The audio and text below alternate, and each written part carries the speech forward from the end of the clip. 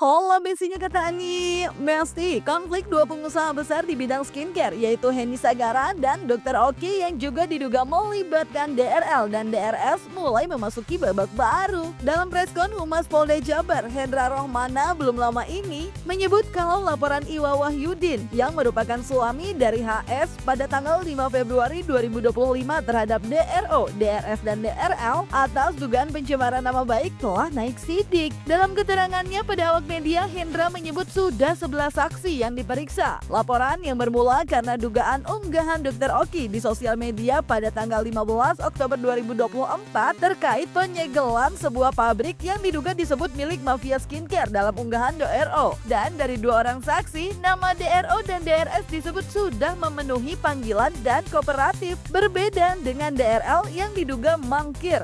Lalu bagaimana ya tanggapan kubu Dr. Oki? Terkait dengan perkara yang berada di Direktorat Reserse Umum Polda Jabar, di mana ini ditangani salah satu LP, yaitu LP B50 2 Romawi 2025 SPKP Polda Jawa Barat pada tanggal 5 Februari 2025 dengan nama pelapor Saudara Iwa Wahyudin yang merupakan suami daripada Henny Sagara atau Henny Purnamasari.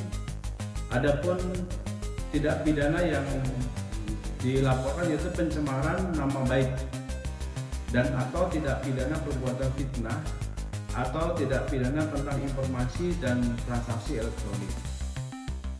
Rekan-rekan sekalian, bahwa kasus ini bermula dari postingan di media sosial di Instagram atas nama akun Dr.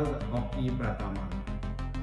Dan di sini diketahui pada tanggal 15 Oktober 2024 bahwa di Jalan Raya Parakan Muncang, kilometer 9 nomor 78 RT 04. Dan di sini unggahan itu berupa kata-kata bahwa pabrik kosmetik milik mafia skincare akhirnya disegel, yang mana foto telah diposting tersebut merupakan pabrik sebuah pabrik PT Prakasa Purnama Abadi milik dari pelapor. Dan sejak Februari ini polisi telah melakukan pemeriksaan barang bukti beberapa dari akun-akun di media sosial tadi kita screenshot dan juga dilaporkan oleh para pelapor, juga menambah bukti. Kemudian kita cek TKP. Nah, untuk TKP ini berada di Kabupaten Sumedang dan itu memang sebuah pabrik. Nah, dari 11 saksi ini ada saksi ahli pidana, ahli bahasa dan ahli ITE. Dan kita menggelar daripada hasil pemeriksaan ini dan kita telah menetapkan penyelidikan ini ke sidik.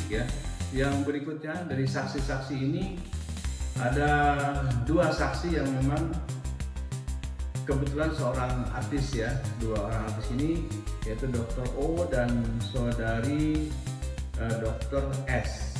Berarti Dr. O sendiri udah tahu ya bahwa dia dilaporkan dan dia udah diperiksa, itu udah tahu ya dok? Ya, karena yang bersangkutan sudah kita periksa. Tapi untuk tanggal dan bulannya itu belum tahu secara pasti. Kecuali Dr. Richard Lee ya Pak, tadi belum ada konfirmasi. Benar adanya sudah dilakukan pemeriksaan tanggal 22 September ini. Ini laporannya dilakukan pada tanggal 5 Februari. Nah, yang bisa saya sampaikan saat ini adalah saya selaku pengacara Dr. Oki menyatakan bahwa kita kooperatif.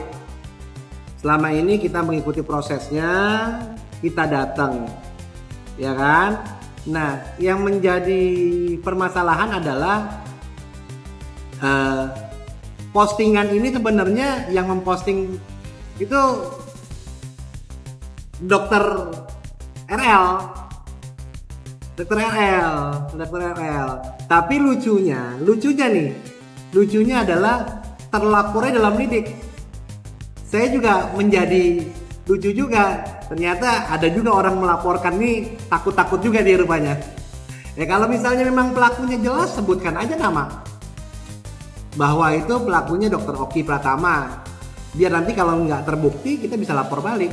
Nah, perihal DRL sendiri yang belum hadir dalam panggilan disebut Hendra Rohmana, Kabid Humas Polda, ada kewenangan panggilan berikutnya hingga bahkan jemput paksa jika dibutuhkan dan terbukti ada keterlibatan dan buktinya cukup, Besti. Namun sepertinya DRL emang terlihat santai aja, Besti. Mungkin karena kesibukannya kali ya, jadi belum datang. Seperti dalam unggahannya belum lama ini, DRL dalam akun TikToknya terlihat tengah mengunjungi sebuah mall untuk berbelanja ratusan parfum mewah untuk para followersnya, Besti. Untuk Richard Lee akan ada pemanggilan lagi Pak? Atau Ya tentu saja kita ada ada beberapa kewenangan kita, yaitu ada prosedur untuk pemanggilan pertama, ya prosedur pemanggilan kedua, dan yang ketiga adalah pemanggilan sekaligus upaya paksa kepada yang bersangkutan. Kalau kita dibutuhkan dan memang dia ada kelibatan dan bukti yang cukup, pasti akan kita panggil. Hari ini aku mau belanja, aku mau kasih hadiah untuk kalian semuanya, followers aku yang nontonin aku live dan yang belajar di tempatku. Joli Salim bagi iPhone, Tony Chu bagi Android, aku mau bagi parfum mewah aja. Kalian suka parfum brand terkenal apa? LV, Miss Dior, Baccarat, Hermes? Kita beli 200 parfum untuk kita bagiin 11-11 nanti. Perfume tidak jomblo ya, man? Perfume tidak jomblo. Perfume gak ada utang. Cash and carry. Masa parfum belum diutang-utang ya? Ini baru eksklusif nih. Satu doang dia nggak ada temennya. Oh iya? Ya. Jomblo ya? 50 mili sendiri dia benar jomblo seumur hidup. Karena nggak punya teman. Gak ada punya teman ya? Oh, Ada yang wangi duit? semuanya Hermes semuanya duit. 100 piece ada gak? Nggak ada aku. Kalau 100 piece kita hubungin kantor. Ini minta 100 piece, ini minta 100, ini minta 50. Saya telepon Michelle Halim dulu. Ya Michelle Halim cari parfum yang bisa ngilangin Mokondo katanya. Wow, Mokondo. Soalnya tercium dari jauh 10 km. Orang masih nyium gitu ya. Buy one get one nggak?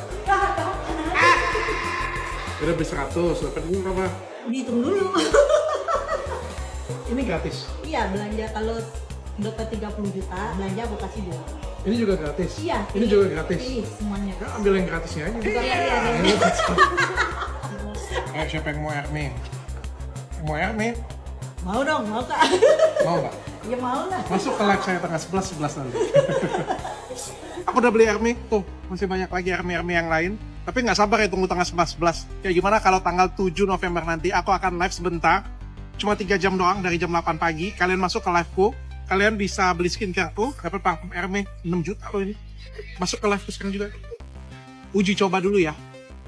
Di sisi lain, kubu DRO sepertinya menduga laporan Iwa Wahyudin diduga salah, Besti. Karena menurutnya berdasarkan putusan Mahkamah Konstitusi, korporasi tidak boleh atau tidak dapat membuat laporan pencemaran nama baik. Gak cuma itu aja, Ramzi dalam wawancara bersama awak media ini pun seraya menduga ramainya laporan suami HS terhadap DRO adalah ia menduga karena adanya laporan DRO sebelumnya di Polda Metro Jaya terkait teror. Karena saya menyatakan bahwa ini sebenarnya kerugiannya menjadi lucu adalah kerugiannya ini adalah PT.